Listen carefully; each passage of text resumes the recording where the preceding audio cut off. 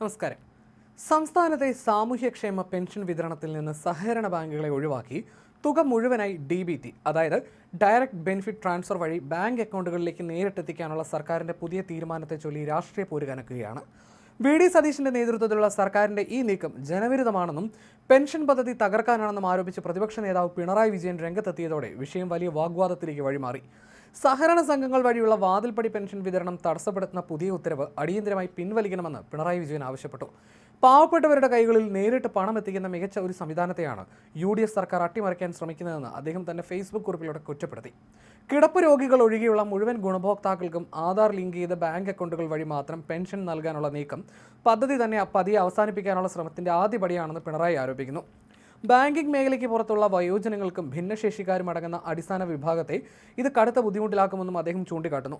കേരളത്തിലെ പെൻഷൻ തുകയുടെ 86% സംസ്ഥാന സർക്കാരാണ് നൽകുന്നത്. കേവലം 1% മാത്രം വരുന്ന കേന്ദ്ര വിഹിതത്തിന്റെ പേര് പറഞ്ഞ് കേന്ദ്ര നിർദ്ദേശങ്ങൾക്ക് മുന്നിൽ കീഴ്പ്പെടുന്നത് സാങ്കേതിക ന്യായം മാത്രമാണെന്നും മുൻ LDF സർക്കാർ ഈ തിട്ടൂരങ്ങളെ തള്ളിക്കളഞ്ഞാണ് മുന്നോട്ട് പോയതെന്നും അദ്ദേഹം അവകാശപ്പെട്ടു. അതേസമയം പ്രതിപക്ഷ നേതാവിന്റെ വിമർശനങ്ങൾക്ക് ശക്തമായ മറുപടിയുമായി UDF നേതാക്കൾ രംഗത്ത് വന്നു.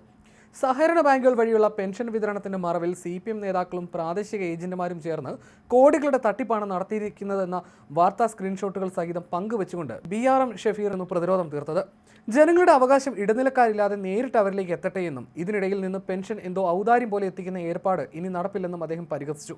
മരിച്ചവരുടെ പേരിൽ പെൻഷൻ തട്ടിയെടുക്കലും ഒപ്പിട്ട് വാങ്ങി തുക വെട്ടിക്കലുമെല്ലാം സർവ്വസാധാരണമായിരുന്നുവെന്ന് UDF ചൂണ്ടിക്കാട്ടുന്നു.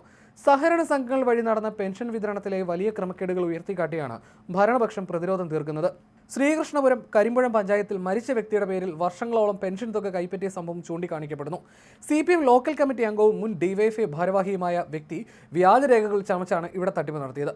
അതേപോലെ തലശ്ശേരിയിൽ വിവിധ ക്ഷേമ പെൻഷൻ തുകകൾ ഗുണഭോക്താക്കൾക്ക് നൽകാനുള്ളതിൽ നിന്ന് തട്ടിയെടുത്ത കേസിൽ CPM ടൗൺ ലോക്കൽ കമ്മിറ്റി അംഗവും റൂറൽ ബാങ്ക് കളക്ഷൻ ഏജന്റുമായ കേളോത്ത് കണ്ട് ബിജുവിനെ പോലീസ് നേരത്തെ അറസ്റ്റ് ചെയ്തിരുന്നു. 6 ലക്ഷത്തോളം രൂപയുടെ തട്ടിപ്പാണ് ഇവിടെ നടന്നത്. ഇത്തരം സംഭവങ്ങൾ സഹകരണ വിതരണ ശൃംഖലയിലെ വിടവുകളെയാണ് കാണിക്കുന്നതെന്ന് UDF ആരോപിക്കുന്നു. പിണറായി വിജയന്റെ കുറിപ്പിന് താഴെ രൂക്ഷമായ പ്രതികരണങ്ങളാണ് സോഷ്യൽ മീഡിയയിൽ ഉയർന്നു വരുന്നത്.